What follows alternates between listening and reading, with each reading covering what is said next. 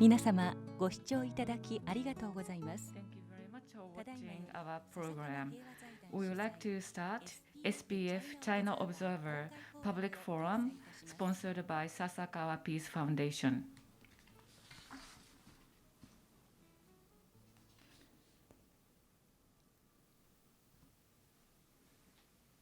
こんにちは、笹川平和財団の Good day, ladies and gentlemen. I am Ohara with the Sasakawa Peace Foundation. We have Mr. Kobayashi, Research Fellow of the Foundation, and Mr.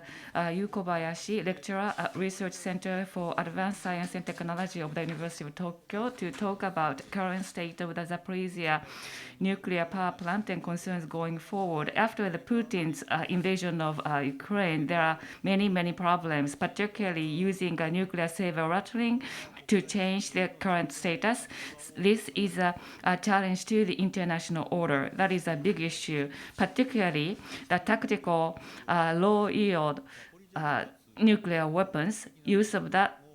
Also, the situation at the Zaporizhzhia nuclear power plant is posing a big crisis, a challenge. Now, we have to understand the current status, what is at danger, and what kind of scenarios can be assumed. So on these topics, I would like to ask Dr. Kobayashi to share with us the analysis results, and also we would like to dive into strategy and the way of thinking of Russia behind that based on the current combative situation in Ukraine. Now I hand over to Dr. Kobayashi. Thank you very much. I am Kobayashi, Sasakawa Peace Foundation. I am doing research regarding the safety of nuclear facilities and so forth. I would like to discuss matters pertaining to Zaporizhzhia nuclear power plant, utilizing the satellite imagery that our foundation possesses. So please show the slide. The situation surrounding the Zaporizhzhia nuclear power plant is becoming increasingly tense. In September, a team of inspectors of the IAEA visited the site and assessed the safety of the nuclear plant. 2 IAEA staff members have since been stationed there on a permanent basis, but shelling has continued. The external power source was lost recently. Also, while counterattacks by Ukrainian forces are being reported, Russian troops are turning the nuclear power plant into a military base. Although they are firing rockets at the Ukrainian forces from the Zaporizhzhia NPP, there is a little likelihood of the Russian facing a full-fledged counteroffensive, because any damage to nuclear and other facilities could cause a major radioactive release. In other words, Russia is stepping up its moves to use Zaporizhzhia as a nuclear shield against attacks from Ukrainian forces. Today, I would like to talk about the outline of this facility and what kind of generation capacity they have, and then in the event of the severe accident with the release of radioactive materials, what can we do to avoid such a possibility? Next slide, please. The satellite image one that I'm going to show firstly shows the Zaporizhzhia plant as of October the 4th, 2022. The 6 red-roofed building shown slightly to the left of center in the image are reactor buildings, unit 1 through 6. From the lower bottom to the upper middle of the image, we can see the Zaporizhzhia is home to a major concentration of nuclear reactors. Although such a concentration of nuclear reactor is not uncommon in Japan, as seen at the Fukushima Daiichi nuclear power plant with 6 reactors and Kashiwazaki Kariwa station with 7 reactors operated by TEPCO Inc. However, few nuclear power plants in Europe have 5 or more reactors. It is because that the concentration would be prone to the chain reaction of crisis in the event of abnormalities, and there is higher likelihood of severe accident. I will come back to this point later on. All 6 reactors at the Zaporizhzhia nuclear power plant are currently shut down in an effort to secure safety, with the last operating unit number 6 taken off the grid on September 11. Next picture, please. All of Zaporizhzhia's reactors are Russian type water energetic reactor, or VVER in Russian abbreviation. Pressurized hot water heated with the heat from the nuclear fission inside the reactor is injected into a steam generator to generate steam, which is then fed into a turbine to generate electricity.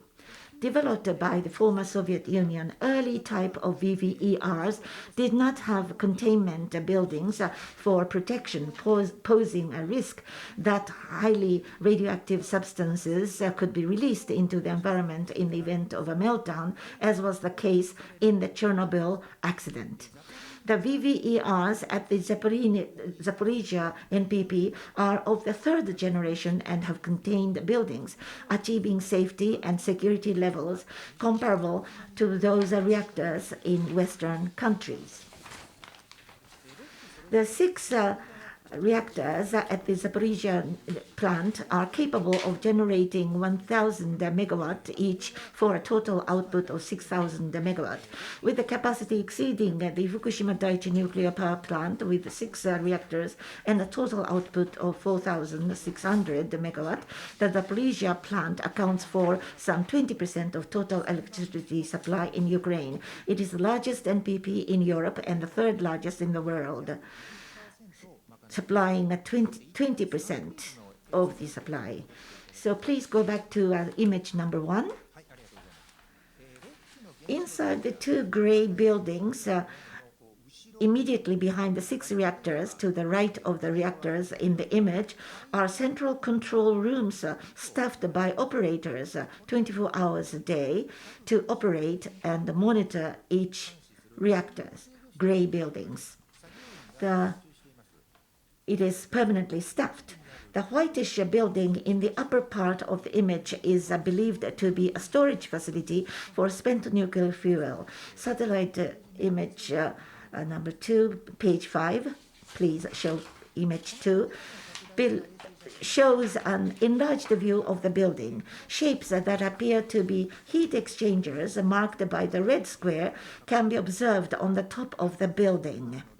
So from this, I think there is no doubt that this facility is for the spent fuel. From the shape of this building, we can see that this is for monitoring. So for a certain period of time, spent fuel is cooled, and then it is moved to the dry storage facility with higher safety. Next slide. About this photograph. In Ibaraki Prefecture, we have the dry storage facility in Tokai Daini Genpatsu nuclear power plant, and it is transported to the steel-made vessel called the casks, and it is possible to be air-cooled. Casks can be used for transportation. So based upon the rules of IAEA transportation rules and domestic rules and regulations, it is prepared. It is anticipating certain troubles that can be anticipated, like dropping down or external shocks. So it is robustly made so that leakage of radioactive materials do not happen. Now, what we emphasized is that to identify the location of the crisis control center in preparation for the abnormalities, as you can see in this slide, it is too small maybe. There are 6 red-colored roofs. It is below that. There is a circled in a red line. So this is the overall place for monitoring and controlling the activities regarding the nuclear power plant.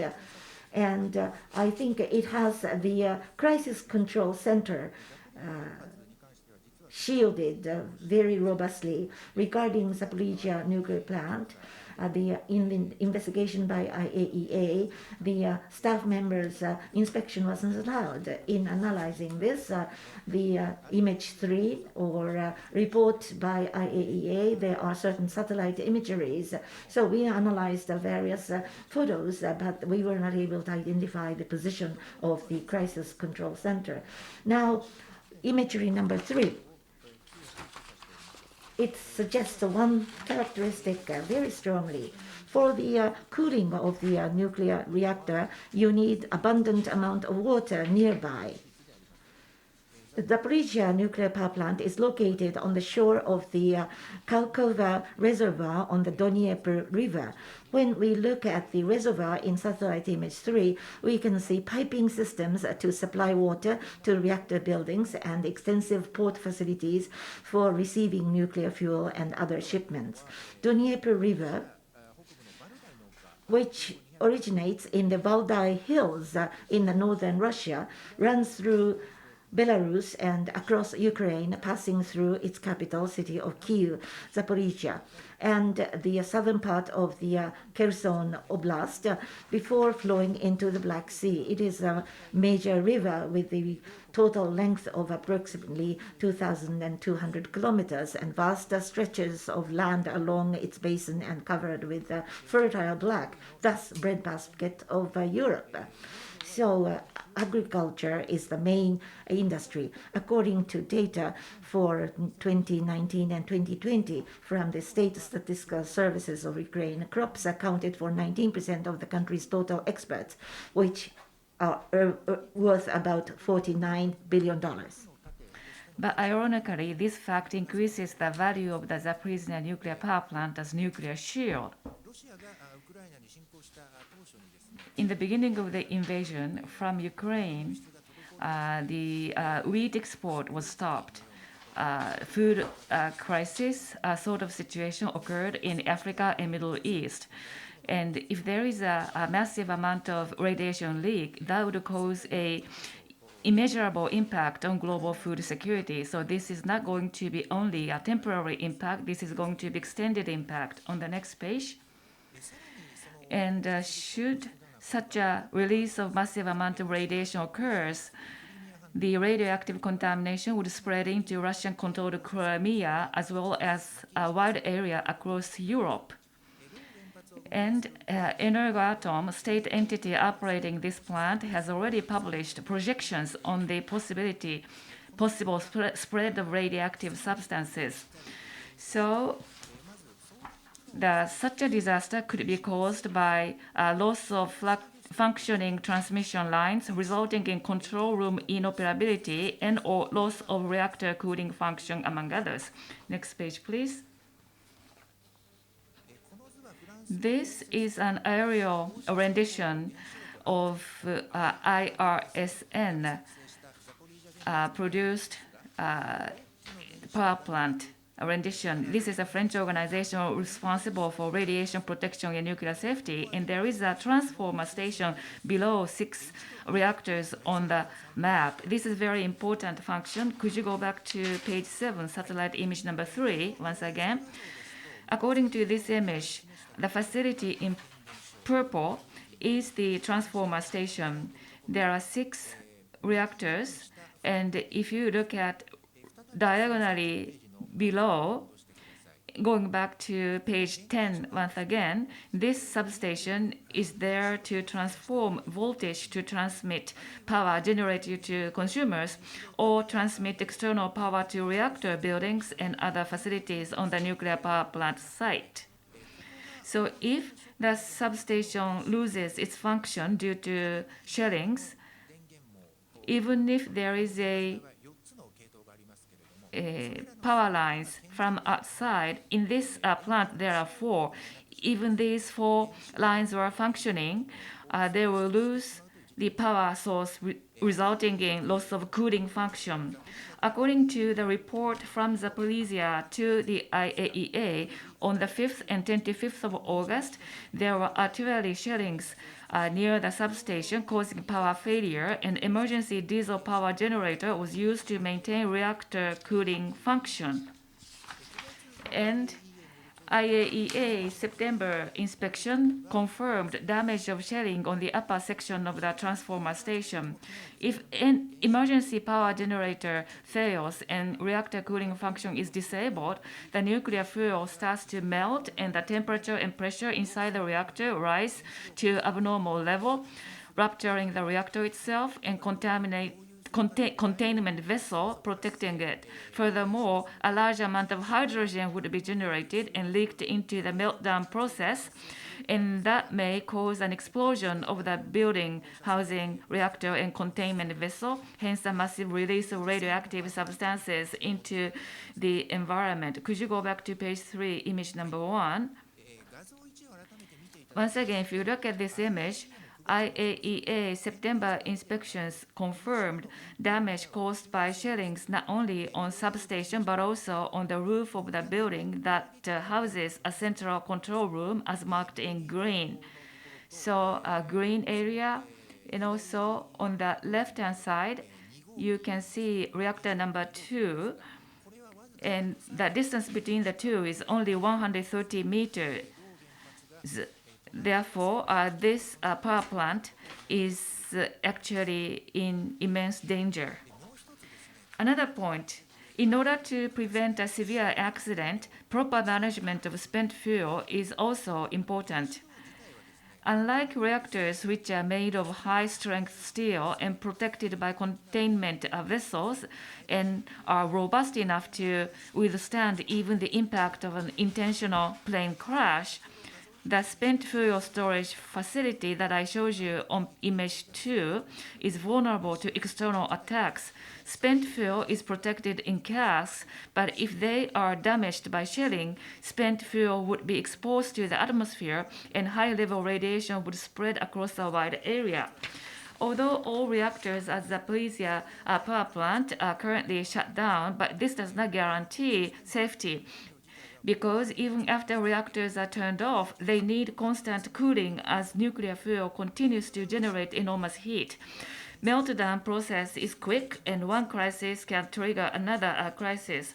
In the case of Fukushima incident, in a short span of 5 days, sequence of events occurred, starting with a hydrogen explosion at unit number 1 reactor building, then at Unit 3, followed by damage to the containment vessel of Unit 2, then hydrogen explosion and fire near Unit 4 spent fuel pool. Going back to page 12.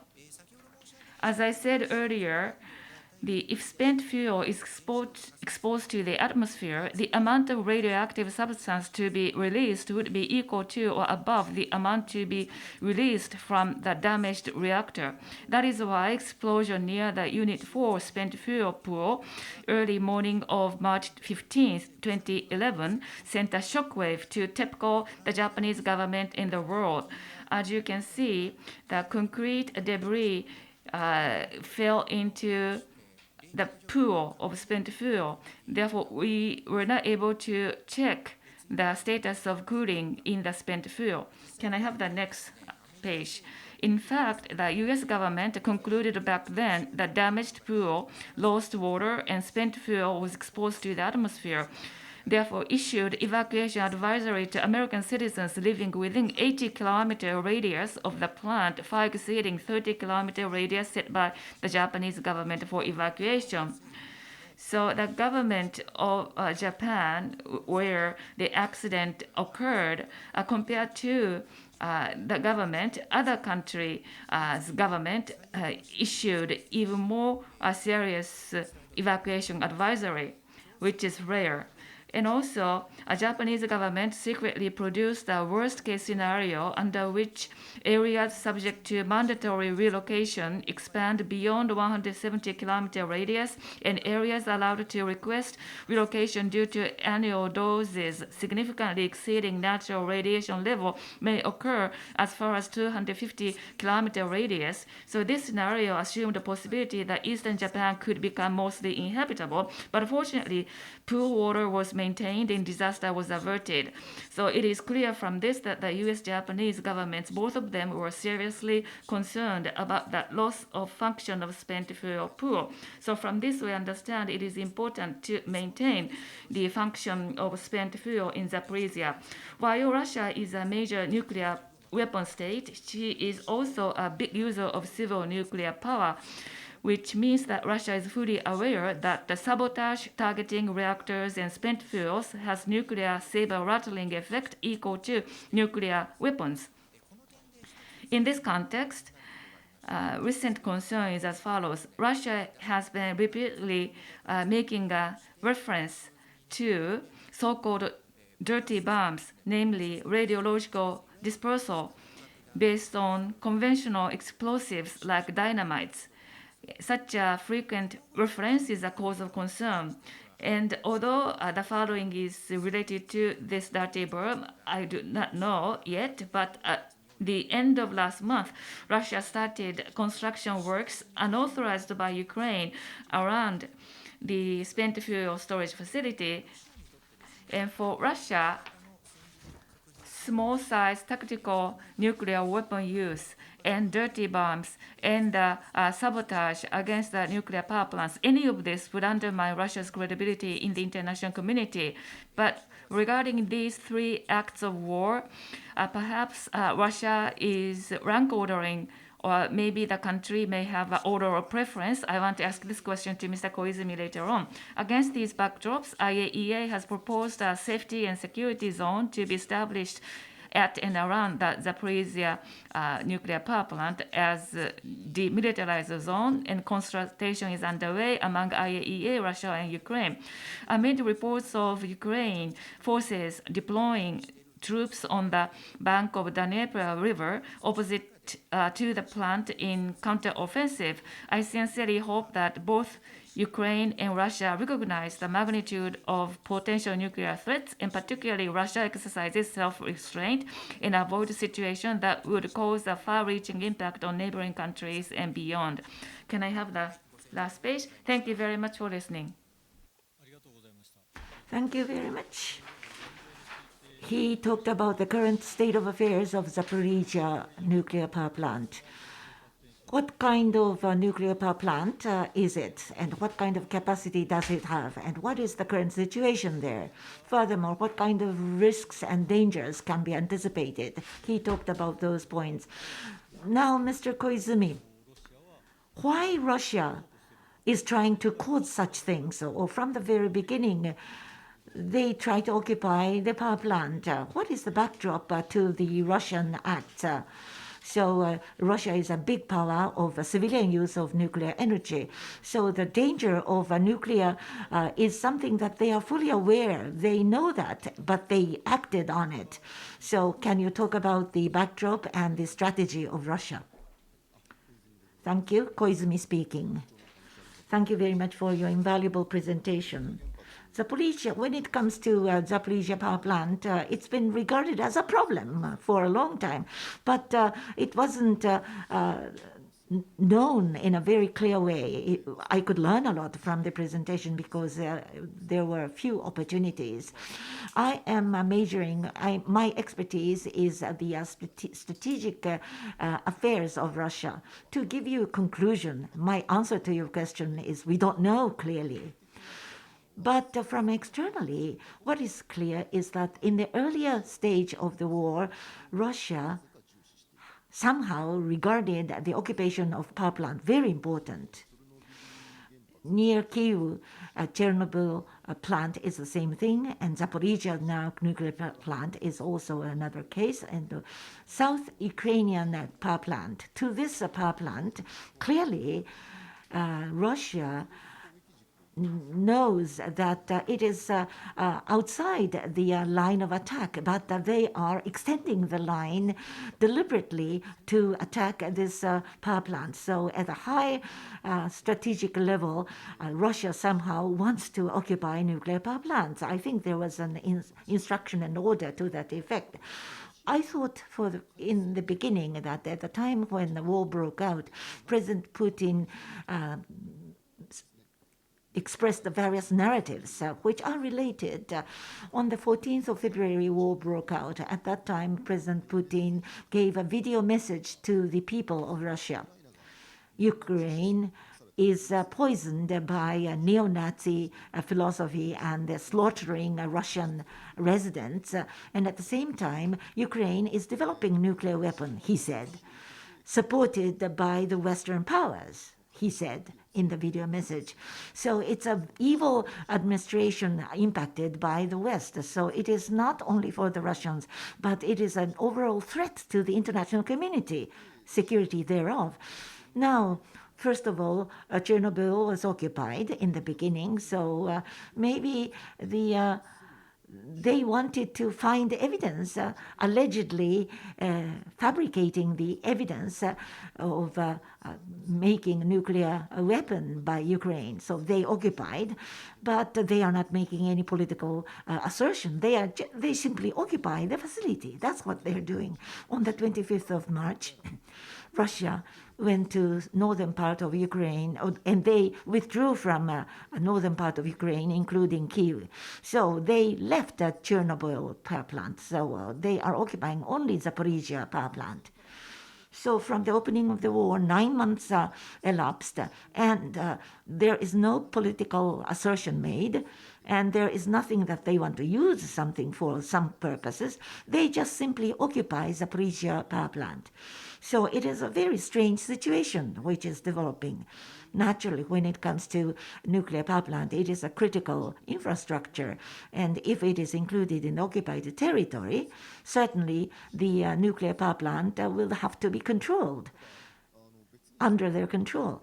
But they don't have to have military forces there. Zaporizhzhia nuclear power included, the total area is occupied by the Russian forces. That's enough. But in fact, looking at the images, Zaporizhzhia power plant, within the nuclear reactor buildings, Russian vehicles are positioned. We have some pictures. The IAEA inspectors went in there, and the Russian side did not hide it. They showed everything. It means a paramilitary rationality is not felt, but somehow they are occupying the nuclear power plant. But they want to have the tactics of narrative of some kind, utilizing the facility. No, they just occupy it. As Mr. Kobayashi mentioned, this nuclear power plant is used for some kind of hostage, maybe. In other words, Ukraine forces may counterattack, and if they are more aggressive in counterattack, then they will do something dangerous to the facility, and they may spread radioactive substance. It is a tacit threat. But if they are tacit, if they are silent, there is no effect of threat. From October, they are saying that Ukraine is about to use dirty bombs. And the method of that is regarding Zaporizhzhia power plant, Russian missile, copied, and that copied Russian missile is launched by Ukraine, and they are trying to use this case as the Russian act. It's a very complicated narrative. It's very difficult to understand the entire narrative, but the overall message is nevertheless clear. Ukraine, if they try to obtain territory back, then they will lead into a situation where radioactive leak may happen, which will make a situation unacceptable to Ukraine. So Ukraine should stop trying to regain the territory. Maybe that is the tacit message. In order for Russia to be able to say that, they wanted to keep the Zaporizhzhia power plant. Is it only a bluster? It is only a threat, or are they going to act on it? That's the question. Certainly, Russia is about to do things like this, we shouldn't slight that possibility. Of course, there is a possibility, but can they do it very seriously? I think it's not simply done. As Mr. Kobayashi mentioned, which page was that in the handouts? If you look into the map, it is very clear. Depending upon the wind direction, Zaporizhzhia plant is destroyed. Depending upon the wind direction, depending upon the direction of the wind, it may impact the territory of Russia mainland. There is a Sea of Azov. East of that is the territory of Russia. So Russian forces, the Vostok Donuda is the place of the commanding post of Russian major forces, and that area command post is going to be covered. So Russian annexed Ukraine territory, Donetsk, Luhansk, Kherson, Crimea, they are covered by this map. So it is almost like a self-inflicted upon bombing for Russia. Of course, it depends upon the meteorological conditions like wind direction, but under the certain conditions, this may happen. This may to the great detriment to Russia mainland. So you can't leave everything up to the weather. So it may have the greatest threatening effect, but as a matter of fact, it will be very difficult to act upon. It's the same thing with the scenario of dropping a nuclear bomb. If you do things like this, another point, for the first time for mankind, artificial act is done in order to contaminate humankind with this radioactive substance. It will be a reaction from the West. It will be very draconian reaction coming from the West. Nuclear bomb to be used or dirty bombs to be used. Regarding the use thereof, USA has issued many warnings against it to Russia. If they did it, NATO can send the strategic forces. Well, of course, a direct war with Russia is unthinkable, but there is a no-fly zone could be established, or American think tanks and strategists are coming up with various scenarios. They have detailed scenarios. For example, Western Europe and US have military supplies, and they are delivered at the Polish border and carried by railway. So it could be U.S. transport aircraft can land Kyiv airport, for example. It's called the airlift scenario by the United States. So American forces will go into the territory of Ukraine delivering the weapon. Of course, this is the symbolic, but the U.S. forces would go into the territory of Ukraine. That's the most aggressive scenario, or the military aid is to be extended and expanded. F-16 fighters and other supplies could be sent from the United States. It's not the direct participation of U.S. forces, but Ukraine forces would have the overpowering superiority of Russia.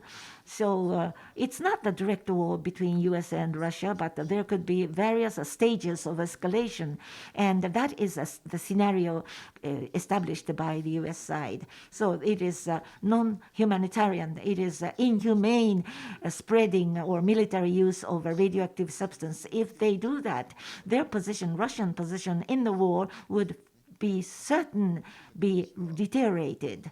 So including that, as a common sense, Zaporizhzhia nuclear plant cannot be used as a weapon. It's a matter of common sense. But it is the rationality and the common sense of us, but which may not be shared by the Russians.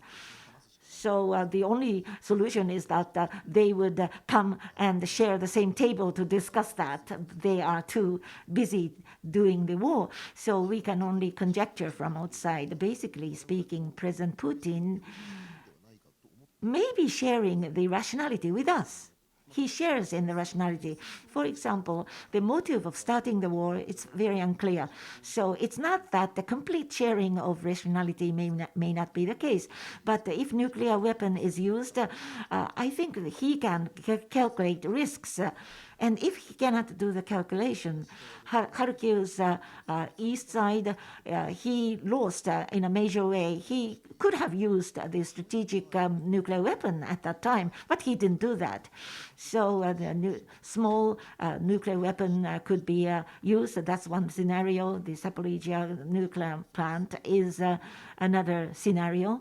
If you are overly worried, for example, the Zaporizhzhia will go up and explode.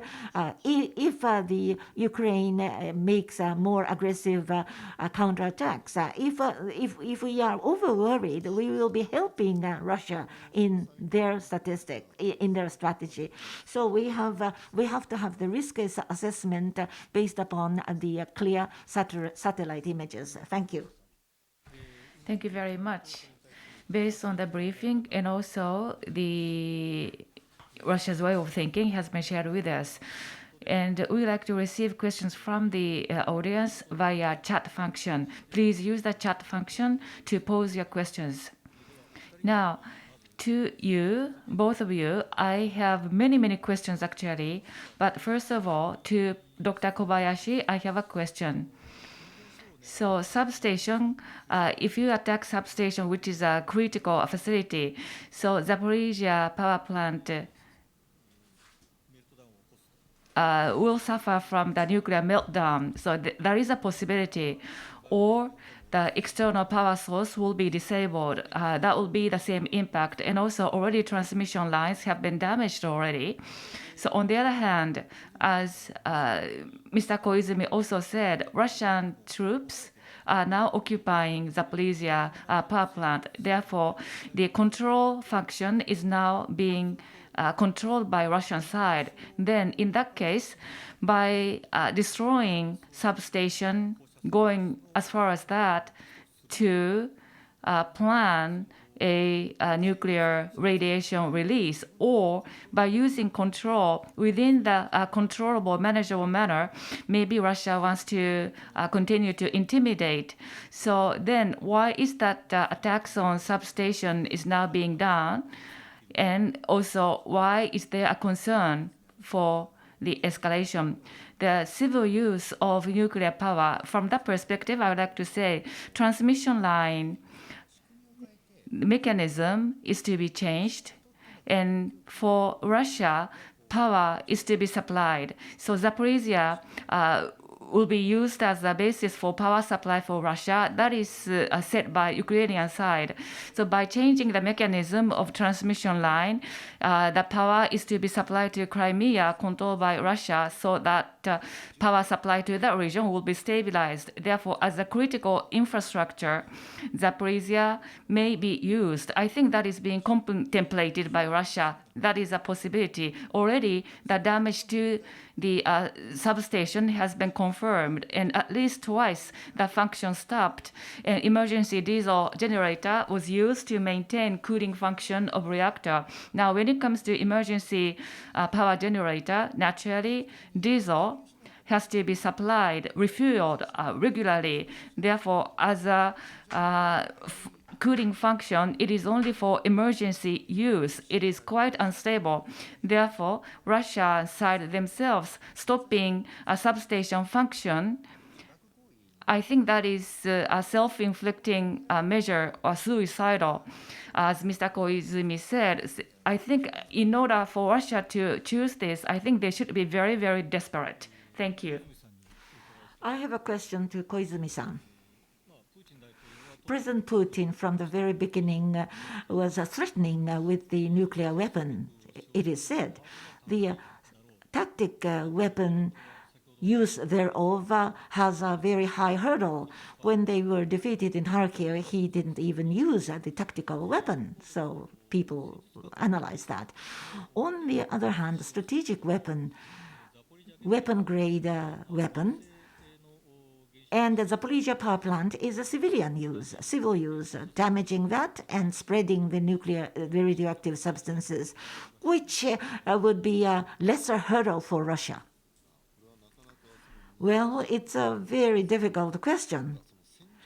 But the tactical nuclear weapon use thereof means that the actor utilizing the nuclear weapon is the Russian forces. Very clear about that. If you use a nuclear weapon, no matter how small the number of casualties, how limited the pollution would be, the liability lies on Russia. There is no question about that. But regarding Zaporizhzhia, as I said earlier on, Russian side will not acknowledge that they did it, but they do it. The Russian look-like missile would be launched, and as a result, the pollution will occur. So Russia will say that we are not the culprit. So they can say, at least verbally, they can avoid responsibility. So exploding of Zaporizhzhia nuclear power would be a lower hurdle. On the other hand, in the case of a strategic weapon, nuclear weapon, there is a possibility of not killing any people. For example, exploding it above Black Sea, or the nuclear forces would have exercise, and then they will explode the nuclear weapon somewhere in the air. So nobody dies, and radioactive contamination would be very much limited. But this time, if Zaporizhzhia is to be exploded, then the raw nuclear fuel would be exposed to the air and contaminating the air. So the radioactive contamination will be prolonged, the several orders of magnitude difference. So in terms of damage, Zaporizhzhia power plant could be used as a major weapon. That is very big. And looking into the map, the major cities to the south of Russia or the annexed Crimea, depending upon the wind direction, they will be totally destroyed. They could be totally destroyed. So it is not up to so simple decision. Talking about the level of casualty, the Zaporizhzhia nuclear power plant explosion has a higher hurdle rather than the tactical weapon. Thank you. Looking at this map, using a Zaporizhzhia power plant as a weapon to release radiation across the region, I thought that was a high bar. Another question to Dr. Kobayashi. This projection map, this was issued by Ukrainian side, right? That means that this projection map is being used politically by Ukrainian side to say that this is going to be a big impact. And have you analyzed the reliability of this projection? This is August end map based on the wind direction. So if Zaporizhzhia power plant is attacked, this is going to be a very destructive. I think there was a political message involved. But as you can see, Black Sea, the oceanic transportation will be disabled as well. At the time of Fukushima Daiichi accident, Yokosuka base, nuclear submarine of the United States, because in order to avoid nuclear radioactive contamination, the submarine was to sail off from the Yokosuka base. There was a discussion between Japanese and US governments. So in this way, Russia abandoning the ports along the coast of Black Sea, that would be only done when Russia is so desperate. I think that was what the political message that Ukrainian side wanted to convey. Thank you. Incidentally, depending upon the season, is there seasonality? We are going into summer, into autumn. Will there be wind direction? Yeah, the strength, wind strength may be different depending upon the direction of wind. Poland and other neighboring countries may be affected. Yes. So I thought that if wind direction reverses, then the Russian damage can be avoided. Ukraine will be the main place of casualty. Then maybe it can be used as a weapon. On the other hand, Poland, Czech Republic, the NATO allies may be affected. That can be easily envisioned. So that's too much. It is a risky bet for Russia. Thank you. So we are receiving questions from the audience. So from this point onward, we would like to ask the speakers to respond to questions. First, Dr. Kobayashi, after the shutdown of the reactors, even if the reactors are damaged, radiation will be cesium and it will be water soluble. So they will not be exposed to atmosphere. So there is no problem. Have you conducted analysis on this possibility? Yes. How can I say? So internal exposure, internal radiation kind of radioactive substances, they will decay quite quickly. However, after the shutdown of reactor, immediately after that, at that time, the nuclear fuel will melt down. Then in the presentation, as I explained, 5 years, 7 years would be necessary. Otherwise, spent fuel will not be transferred to the pool. Therefore, several days will not suffice. Thank you. Next question. Question to Koizumi-san. Zaporizhzhia plant, occupying forces. The first is the regular army and the Wagner and Kaderotzi. So it is the mixture of those forces. It is the regular army. Is it known? If it is not the regular army, then the spent fuel can be used as dirty bomb and it can be delivered to terrorists. Is it possible?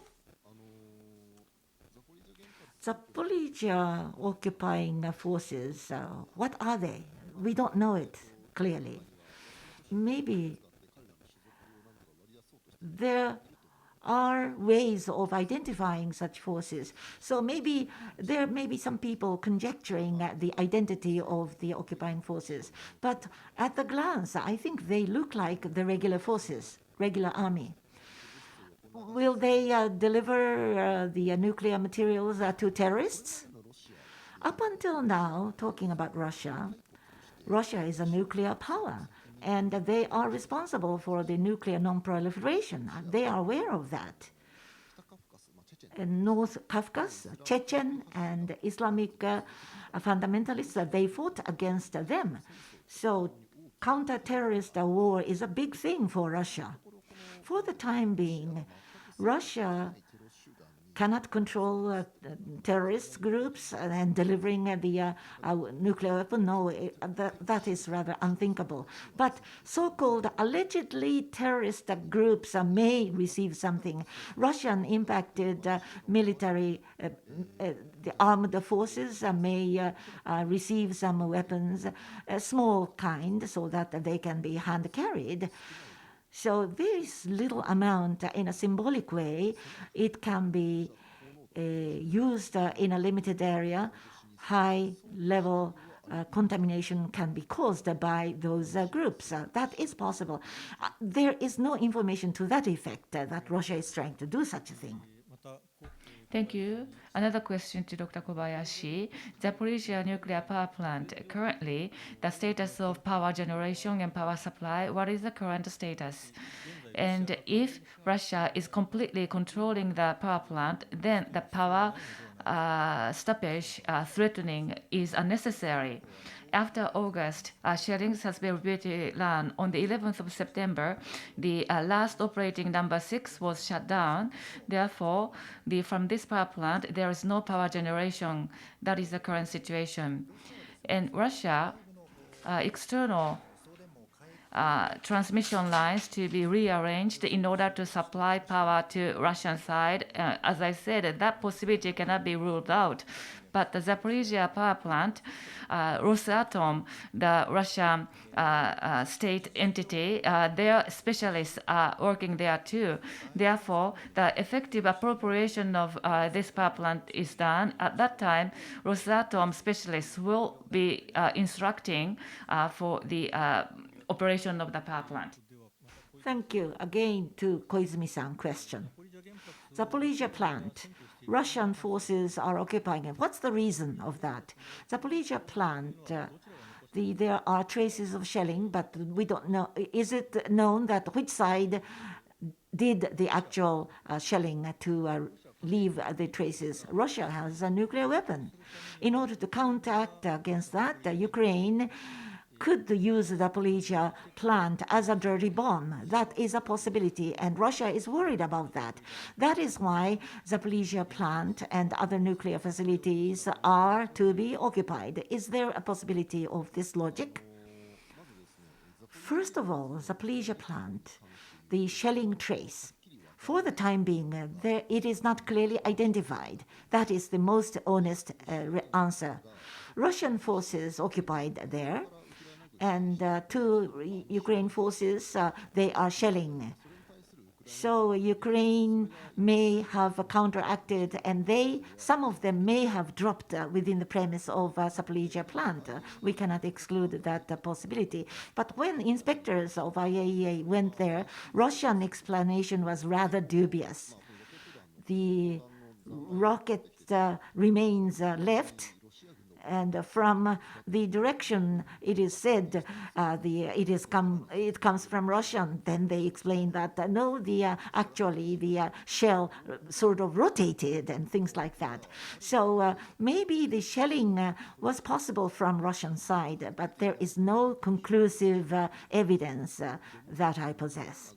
Another thing, Ukraine is to use their own nuclear facility as a dirty bomb. That's why Russia is occupying the facility. Within the mindset of Russians, maybe that kind of thinking is existing. The South Ukraine power plant that is under the control of Ukraine forces, and Chernobyl power plant is used to that purpose? No, it's not. Those power plants are not the subject of attacks. So Russia occupied those facilities. That's why Ukraine has to target that. So the factual relationship is quite reverse. At least in my perspective, it's like that. Within the mindset of Russia, maybe that is the scenario that is conceivable. We cannot exclude that. Another thing, Ukraine, as a matter of fact, the own nuclear facility is to be used as a dirty bomb. Is there such a dire needs for Ukraine? Of course, in final analysis, we cannot exclude that possibility. But a nuclear power plant is destroyed, and the very high dose of radioactive contamination is made. And then what happens afterwards? That area is not inhabitable for many years. No people can utilize that area. If that is the thinking available on the Ukrainian side, more than Russia, I think there is a higher hurdle for them to decide. Thank you very much. So in either case, Russia and Ukraine, regarding the radiation leaks, that would be a very big damage to both of their own countries. Therefore, the bar is very high. Now, once again, another question to Dr. Kobayashi. The transmission line direction is to be changed. Maybe that is used for Russia's interest, as was explained. Now, transmission line and infrastructure, is it really easy to change the direction and mechanism, the transmission line, or maybe for a certain period? After that, Russia is trying to contemplate that.